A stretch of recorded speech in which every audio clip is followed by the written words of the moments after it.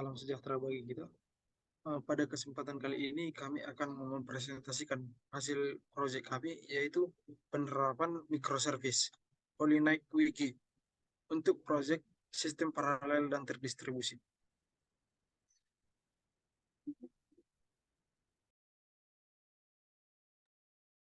Di sini kami dari kelompok 8 yang terdiri dari Samuel Sibuaya, Mikael Pitubulu, Moranda Haloho, Ivan Stone Simbolon, dan Rolasta Sitorus.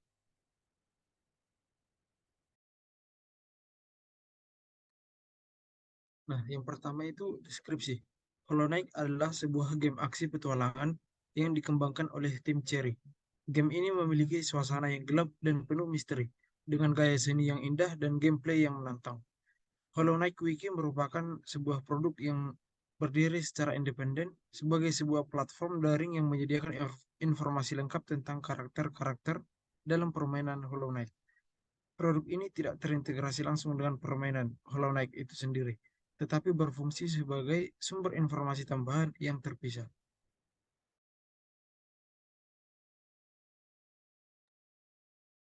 Untuk arsitektur dari aplikasi yang kami buat adalah sebagai berikut.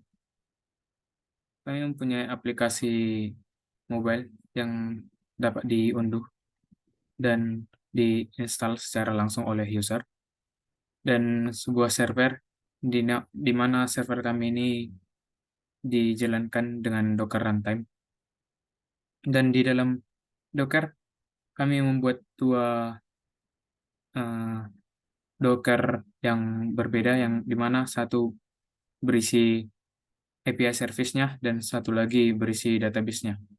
Nah, jika klien dari mobile merequest data ke server, maka server akan melanjutkan request tersebut ke API service, dan API service kami akan melanjutkan atau mengambil data dari database dari Docker runtime kami. Begitulah untuk arsitekturnya.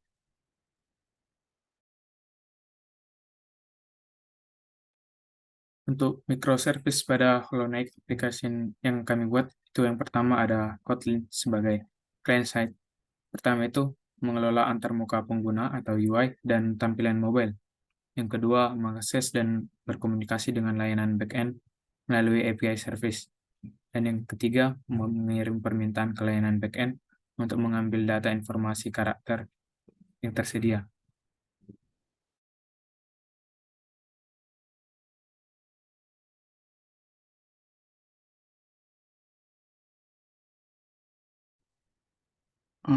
Untuk selanjutnya, ini adalah diagram dari client side dari proyek kami. Jadi ini adalah diagram bentuk alir dari pemrograman Kotlin. Jadi dia terdiri dari activity maupun fragment.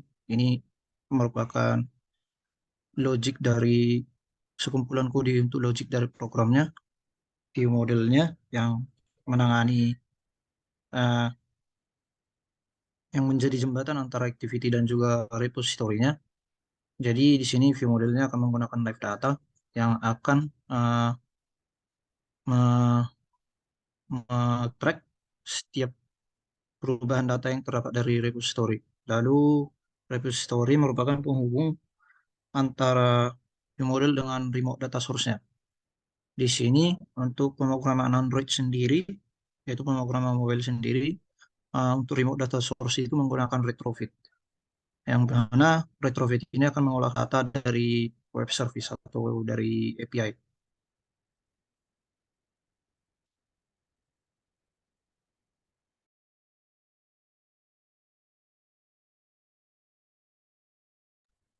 Lalu yang kedua adalah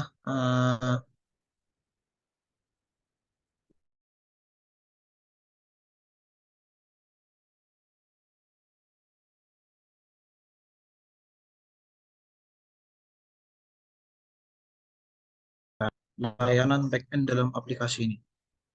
Spring Boot menyediakan berbagai fitur dan alat untuk memudahkan pengembangan dan manajemen layanan backend. Layanan backend ini akan menerima permintaan dari aplikasi klien, yang dalam hal ini adalah Kotlin, dan memprosesnya. Spring Boot juga akan mengakses database, yang dalam hal ini kami menggunakan MySQL untuk menyimpan dan mengambil data yang diperlukan.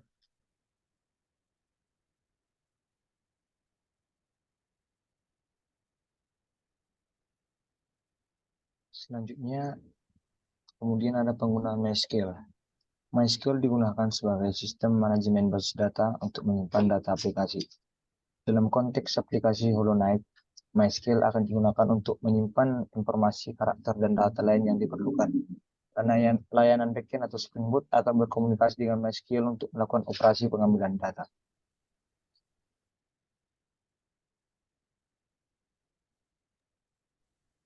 Yang terakhir adalah kesimpulan. Dalam pengembangan aplikasi Holonite, kami menggunakan Kotlin sebagai front-end, Spring Boot sebagai back-end-nya, dan MySQL sebagai database. Pendekatan microservice digunakan untuk memisahkan komponen aplikasi secara modular, meningkatkan skalabilitas, dan kemudahan dalam pengembangan. Kotlin memberikan antarmuka pengguna yang interaktif, Spring Boot efisien dalam memproses permintaan, dan MySQL sebagai basis data yang handal. Dengan kombinasi Kotlin, Spring Boot, dan MySQL, aplikasi Holonite dapat memberikan antarmuka pengguna menarik dan akses cepat ke informasi karakter dalam permainan. Sekian presentasi SPT dari kelompok 8. Jika ada kata-kata yang salah, mohon dimaafkan. Terima kasih.